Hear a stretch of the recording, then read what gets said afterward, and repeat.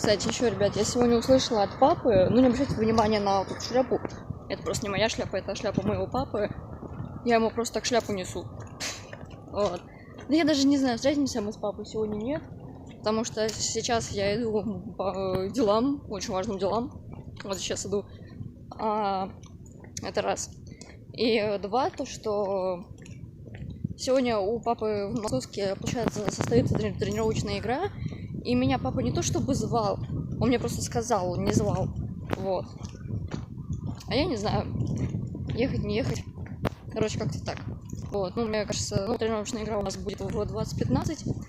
Мне кажется, то, что за это время у нас уже все решается. Вот. Короче, думаю, что как-то так. А так, погода хорошая сегодня, неплохая, я не жалуюсь.